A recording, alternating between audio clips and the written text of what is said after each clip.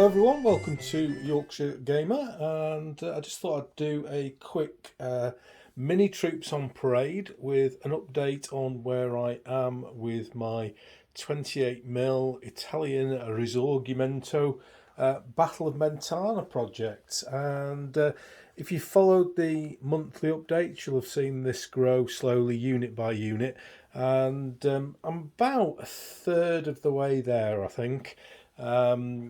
Maybe just under, and plenty of time to go, but we're at that stage now where it's actually starting to look like a project rather than just a couple of units. So I thought it'd be really nice to put them all together, have a quick look through some of the units individually, have a chat about where we're going with the project, and just a general look at some toy soldiers, and who doesn't want to do that? So I'll get the camera down and we'll have a look at some of the units. First unit we're going to look at are these guys, and this is a new unit. I've not shown these before other than just some stills on Facebook, and these are the Milan Brigade, and some units that joined Garibaldi during the after they started the campaign of 1000, came down from the Milan area.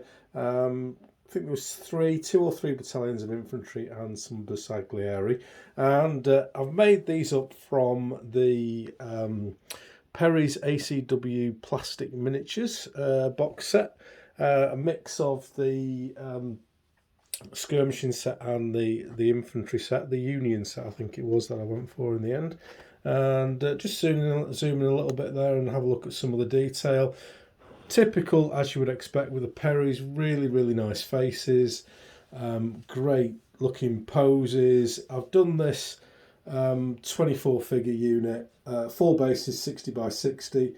My usual extended bases just to protect the plastic bayonets on the front. Talked about that a lot on this channel, how I like to keep the figures in one piece at the end of a game. And I think this unit looks really nice. It's quite dynamic. You've got that every single figure's slightly different look, even the ones that are firing.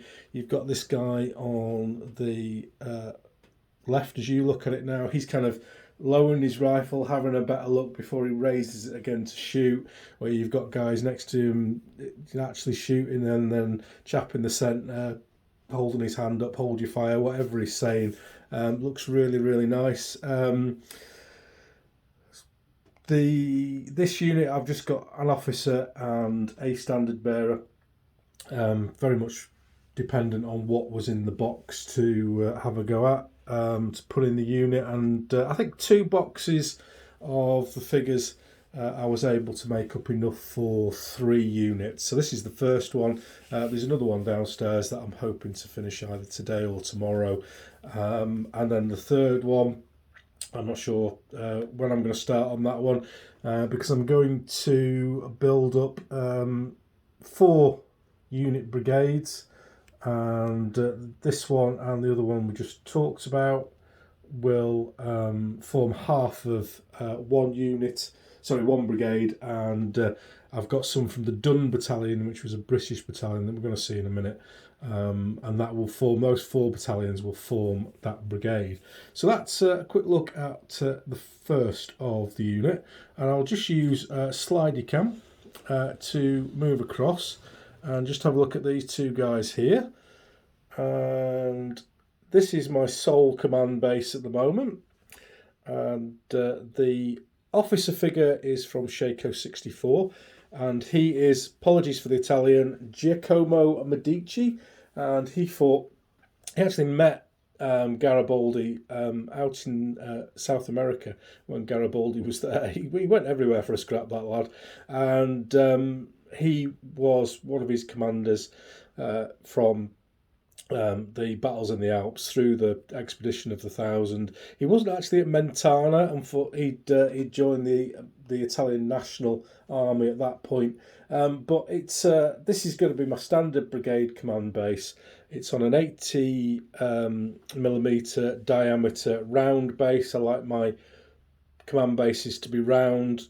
It makes measuring easier because you've got a central point from it, and it also distinguishes them from other units within the army. So that's my single command base at the moment. I've got lots of command bases I'm going to be building over the coming weeks for both sides. And yeah, the command army command will be 100 mil, and the brigade commands are 80. So that just moves on. I'll just slide along as we have done with these, and just have a quick look at these guys on the end. These were the first unit I did for this project, and these are the artillery for Garibaldi. These are from a company called Shako 64 in Italy. Very nice. It was really nicely detailed. Obviously, from Italy, really nice research on them, I think. Some people have said differently, but I like them. And if it wasn't such a pain in the backside to get stuff from Italy, I probably would have bought a lot more than that single unit.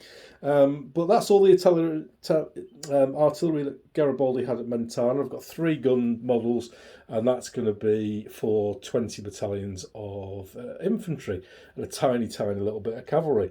So I'll just clear away this front line of infantry, and then we'll have a look at some more figures.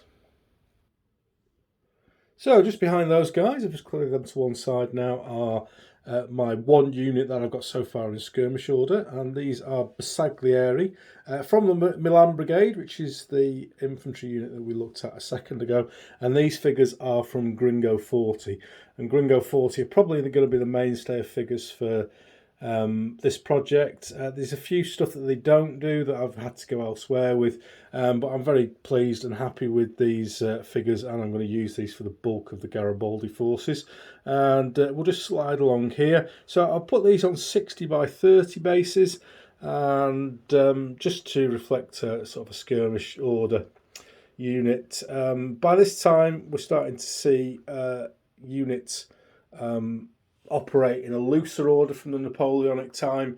It's kind of on a crossover period, really, and although my figures look quite close together on the bases, they're actually not, and I'll talk about that in a second. We've got these skirmish units, 16 figures on these. Gringo 40, very nice indeed. Clear those out of the way, and we'll have a look at the Garibaldi stuff behind. If you were to say Garibaldi and you had an idea, because I appreciate that it's not a particularly popular period of history in the UK, and we do have to remember that our hobby isn't just about the UK. Italy does appear to have quite a reasonable wargaming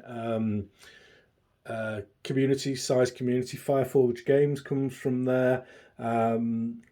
Unfortunately, I was hoping to get them onto the podcast, but we never quite managed to get it arranged, which was a real shame, because I'd love to speak to somebody from Italy and talk about Italian wargaming, because I love Italy. I love going there on holiday. I love the history, as you will know from this channel, with the Italian Wars, with my Italian Wars of Independence.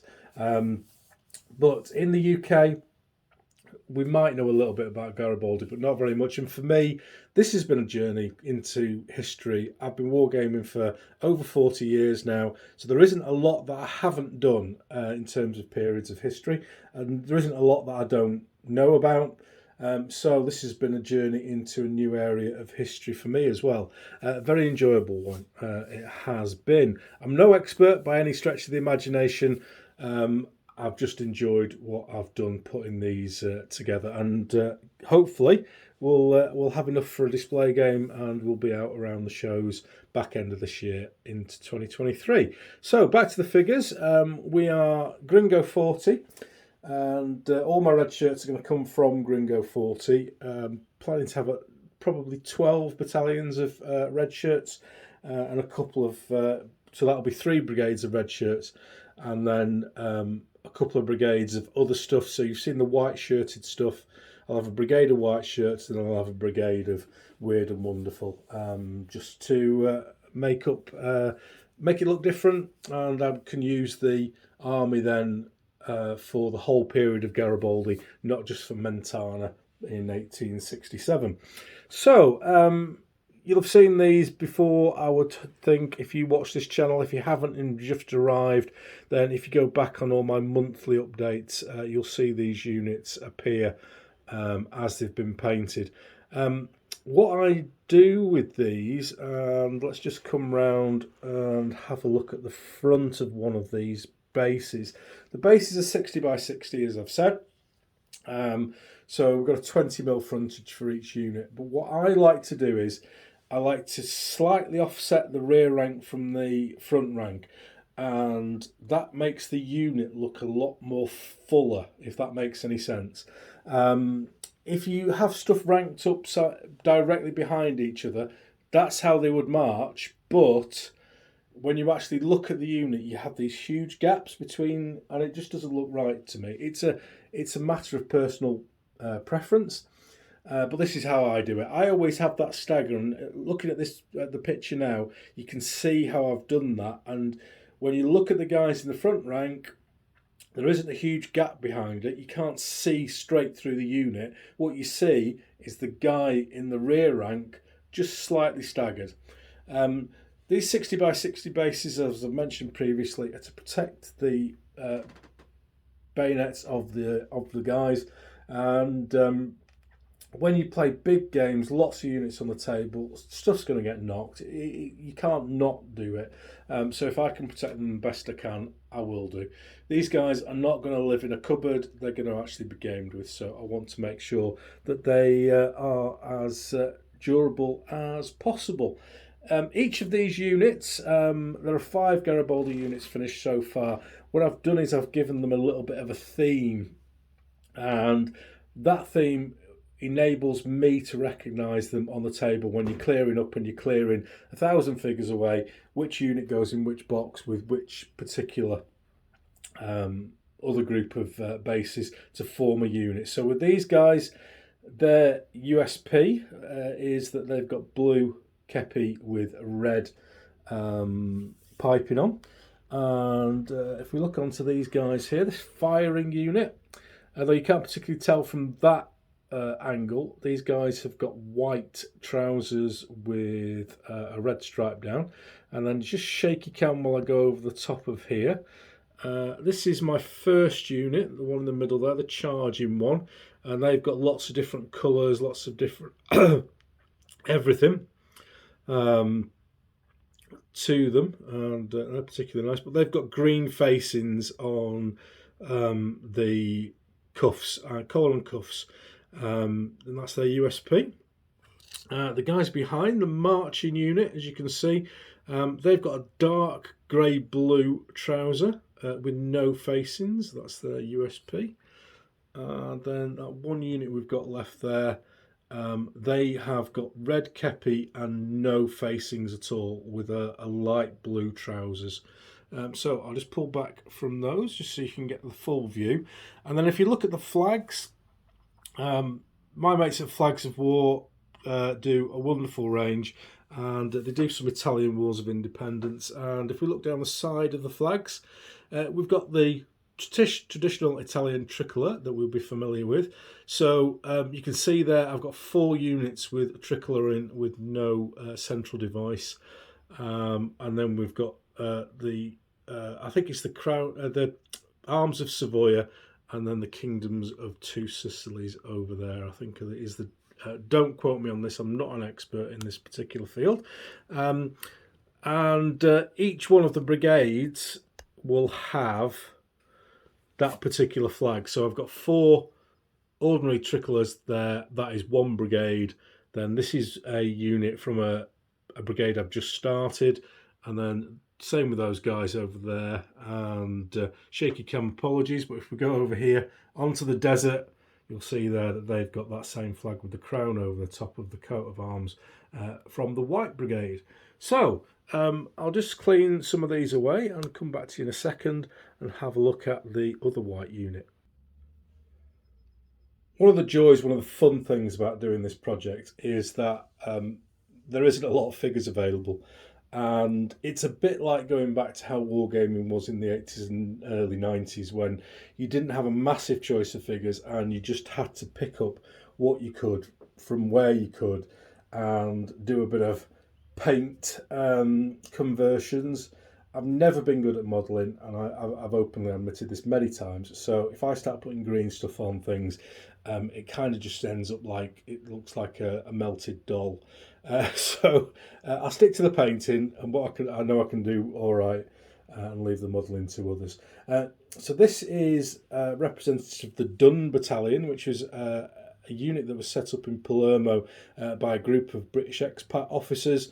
Apparently, from what I can tell, it was quite well financed and had decent equipment, possibly even British muskets, and reasonably well uniformed, and equipped with the British sort of Kilmarnock hat, I believe it was called, which was popular with troops at the time. And I think these look really striking. I really like this unit. They have got green tuff on the red Kilmarnock and green facings, which makes them look really, really nice. Come out quite nicely. These figures are from the Perry's British Intervention Force, which are a lovely set of figures by the Perrys, and from a period that I can't imagine anyone gaming. But I always wanted to try and use them for something, and I'm quite proud of myself that I've managed to find a unit from Garibaldi that I have managed to shoehorn these into. So I can have a quick look at some of these in a little bit more detail. And yeah, really happy with them, happy with the way they've come out. These guys have got two flags purely because I had two standard bearers and I didn't have any other way of adding an extra figure in, so these guys got two flags. I've got a second battalion of these that are just still in the boxes, not even primed yet, and they will form the 4th battalion of the White Brigade. So there we go, that's Garibaldi stuff. We've got a few units at the back that we haven't covered yet, so I'll move these out of the way and we'll have a look at those. So here we go. Here's the Papal Forces. The units that fought against Garibaldi and Mentana were a half and half Papal force with 4 battalions and gun battery and some dragoons. And the mainstay of the Papal Forces were the Zohar Regiments, and we can see one here. They were big units, 750 men. So I've done these as 36 figures, where everything for the Garibaldi are 24 figures, and they represent around about 350, 400 men per unit. So this is a lot bigger, and again, I've had to improvise with these. There is a company in Italy called Sibo's Little Dudes, I think they're called, but I don't particularly like the style. They're quite squat, they're quite flat. They paint up okay, but they weren't for me. I'm not slagging them off in any way, they just weren't particularly for me. So they do some Papal Zouaves. Unfortunately, Jed at Gringo 40 doesn't, hint hint. So I've had to improvise, and my improvisation has come from Perry Miniatures ACW Zouave plastic set, and they don't, for some strange reason, they don't have any kepi heads in there. Well, they have a couple for the officers, but that's it. So I've had to improvise and get some kepi heads from Steve Barber Models, and they're probably slightly bigger in terms of proportion than the Perry figures are, but I think they've come out really nicely. I like the look of this unit a lot. This is my favourite unit so far of this army, and my interest in this is the Papal side of it rather than the Garibaldi side of it. So when we're gaming this, I'll be fighting with the Papal units. So these will be my boys, and we'll just have a slide down the unit here so you can see all the bases. 6 bases on the 60 by 60, 6 figures per base, and we can see that offset, if you like, of the guys, just to get the bases a lot more fuller. I've got front rank with in a charging position, and the rear rank with shouldered arms. Gives, again, each figure is individual because they've got a separate head type. They've got plastic, so you can slightly pose things in different ways. And the business, I've got another unit of these to do. It's quite a daunting thing doing 36 figures 28mm to get a unit together, but when you've done them, they look the business. So I've got another unit of Papal Zohars to do and some skirmishes, and I'll get cracking on those eventually when I build up the willpower to do them. I've got some command figures as well, from the War of the Triple Alliance range that I'll paint up as Zohar Command as well. So that's that. And the final unit that we haven't had a look at yet on here is these guys, and these are the Papal Artillery. French uniforms, effectively exactly the same as the French, 4-pounder rifled artillery, and exactly the same uniform, just the badges were different. These would have the cross keys of the Papal States on the badges, which you're not going to be able to see at this scale. But again, fairly limited in terms of artillery. The Papal French army had 6 guns on the Papal side and 4 on the French side. So another couple of bases of these for the French when I get around to doing those. And that will be it for artillery for the army. So I hope you've enjoyed that little run through the units, and we'll just pan back for my favourites, the Papal Zohars. You'll see this project building over the year. I hope to have it done by October, which is touch and go at the moment whether I will. I think the terrain's going to be the issue rather than the figures. But I'll keep coming back, and I'll once I've done another big chunk of these, I'll do another one of these mini troops on parade. So thanks for listening. If you've got any questions, pop them in the comments below, and you can always send me an email to yarkshiregamer@gmail.com if you've got any questions. Thanks for watching. The monthly update will be out in a couple of days' time, so until then, I'll see you.